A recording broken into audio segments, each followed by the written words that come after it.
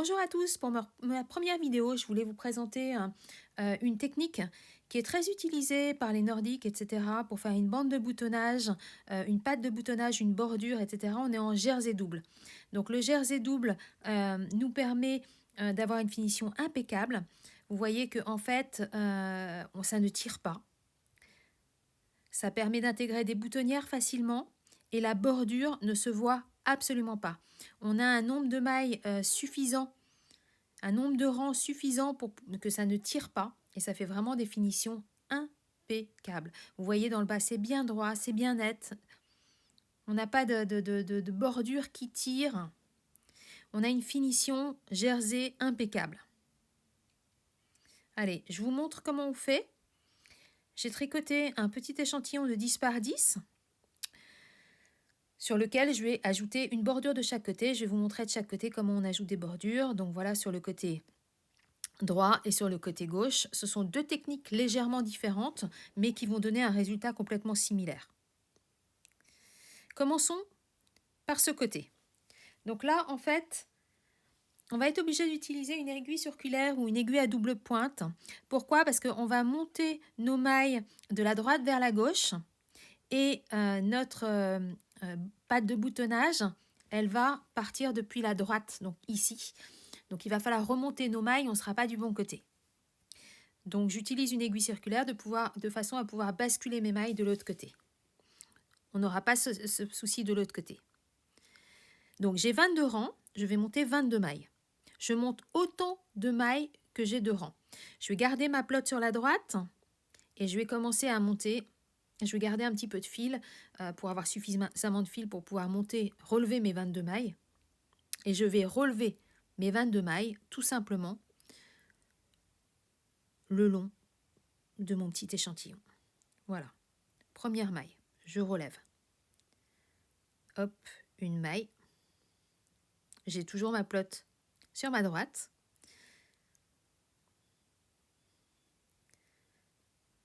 Deuxième maille, mon fil traîne à gauche. Troisième maille. Quatrième maille, j'ai un petit peu de mal. Ah, elle est à côté. Hop. Montez bien une maille par rang. C'est important. C'est très important. Voilà. Alors, je reprécise que moi, j'ai tricoté l'échantillon en 5,5 et ma bande est tricotée en 4,5. Je prends un numéro d'aiguille inférieur pour qu'elle soit bien ferme, bien serrée et bien régulière. Voilà, je vais monter toutes mes mailles. Ici, j'ai monté mes 22 mailles. Comme vous pouvez le voir, j'ai relevé mes 22 mailles. J'utilise le mauvais vocabulaire.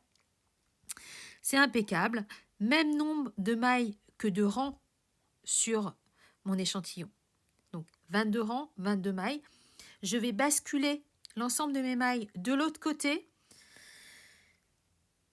Ça ne resserrera pas avec 22 mailles, c'est parfait.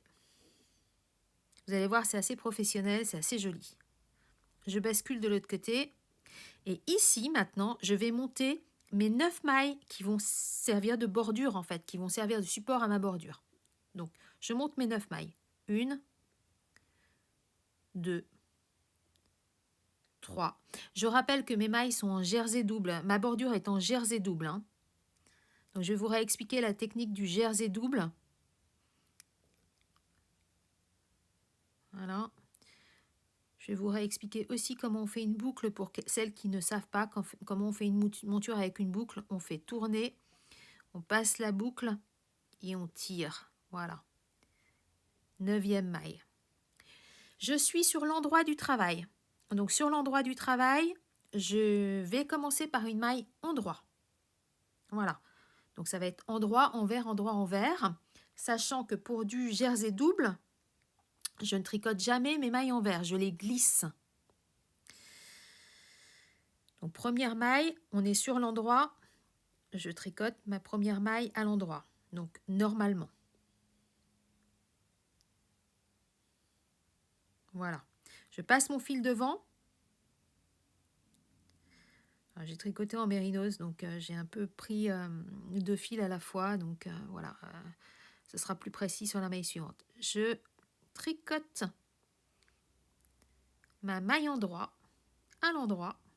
Je passe mon fil devant.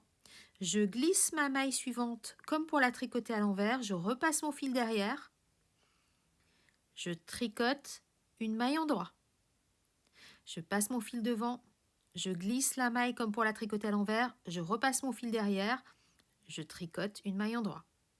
Je passe mon fil devant, je glisse ma maille comme pour la tricoter à l'envers et je repasse mon fil derrière et je suis à ma dernière maille, la 9e et dernière maille de mon jersey double. Et cette maille, je ne la tricote pas. Je la glisse comme pour la tricoter à l'endroit. Je tricote la première de mes mailles relevées à l'endroit et je passe ma maille glissée à l'endroit par-dessus cette maille. C'est ce que les Anglais appellent un SKP, Slip Knit Passover. Je tourne mon tricot.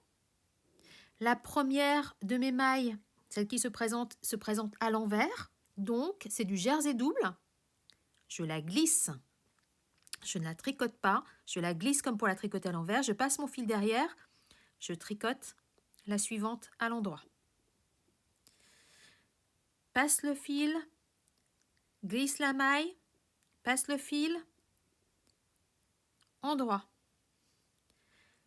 Fil devant. Glisse la maille. Fil derrière. Maille endroit. Et ainsi de suite.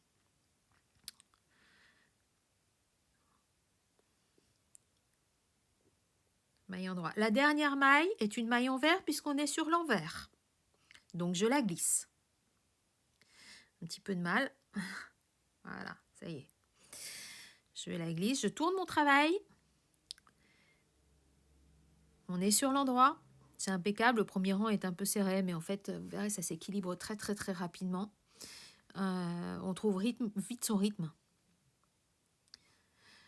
Je vais reprendre toutes les mailles une par une. On va avoir un fini impeccable, vous allez voir. Donc la première maille, c'est une maille endroit.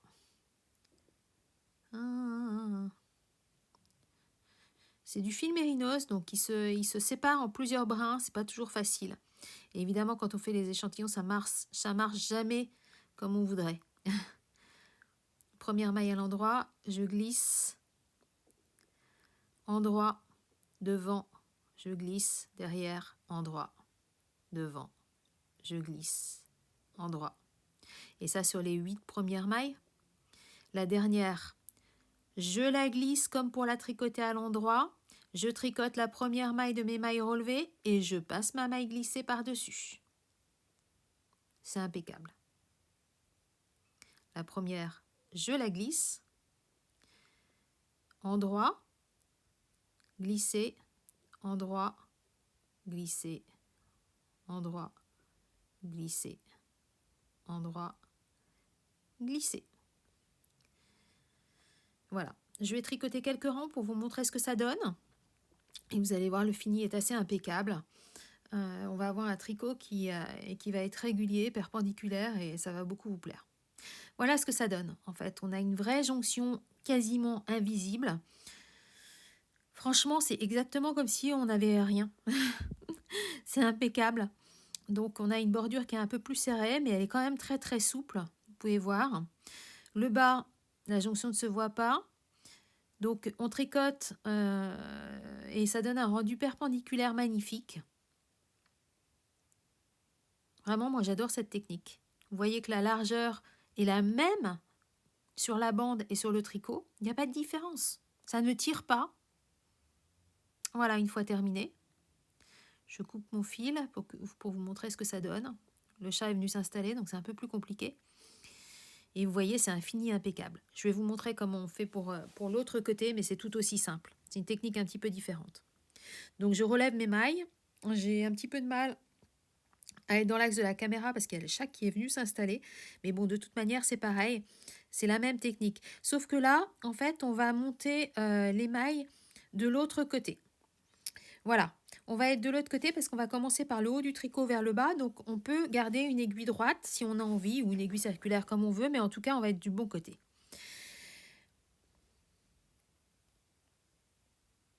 Là, je commence par une maille envers. Attention parce que je commence sur l'envers. Donc, je glisse la première maille.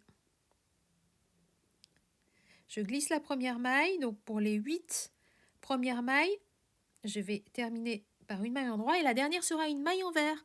Donc je glisse ma maille envers et je glisse la première des mailles relevées. Je ne tricote aucune des deux. Je tourne mon travail.